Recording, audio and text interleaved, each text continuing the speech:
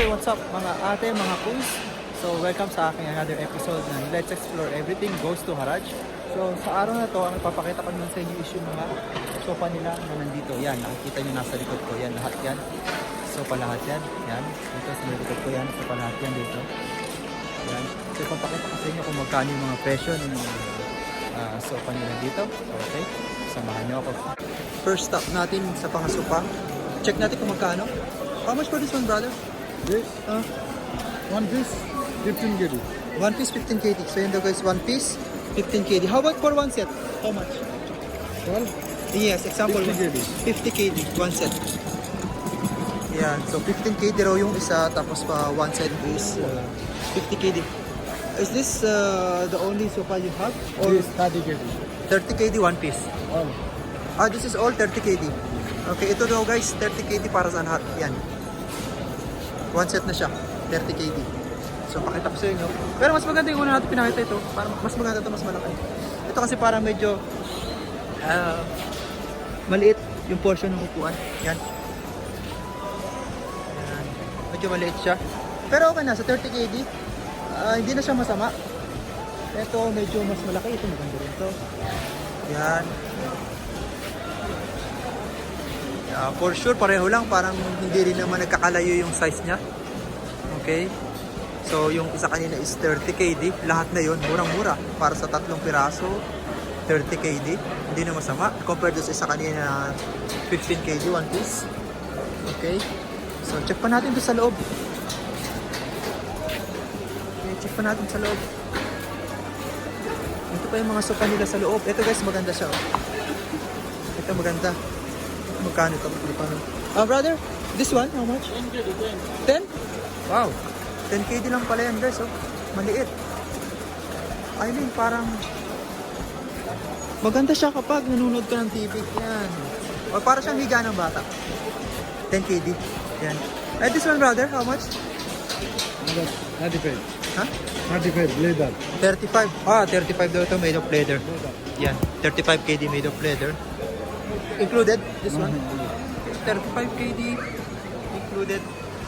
Yun nasa other side. Yan. Ganda siya. And this is the same, 35? No, this all. It's one set. One set. How much for one set? 45 kg all. 45 kg all. Are you giving discount? No problem. Discount for it. Okay, nagbibigay raw sila ng discount. Like, brother, how much you can give? The lower price? Last 45? price 40 kg. 40 kg last price. Okay, so pwede raw lang ibigay sa iyo ng 40 kg last price. Itong area na to. Yan. Ito guys talaga maganda. 10 kg. Yan. 10 kg lang siya. Ito pa.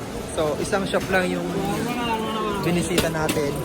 Pero, like, kung mapapanood nyo yung first vlog ko about nung nag-check ako dito sa section ng mga sofa, hindi rin naman siya nagkakalayo, parang pare-pareho lang din naman.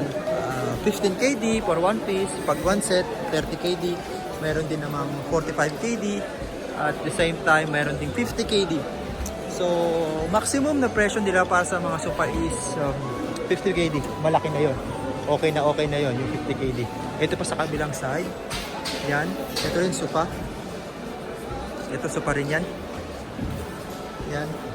For sure mga ganito 50 kg na yung mga ganyan. Yan, 50 kg na yung mga ganyan. Then ito medyo maliit lang siya. Siguro mga 15 kg yung mga ganito. Yan, 15 kg. Okay. Yan. Ito medyo maliit, siguro 15 kg. 15 kg lang yung mga ganito. Yan. Okay, so pakita ko sa inyo. So hindi ko na isa-isahin yung presyo guys kasi ganun lang yun, pare-pareho lang naman. So check pa natin doon sa kabilang side kung meron pa. How much for this one? Lot all set. How much for one set?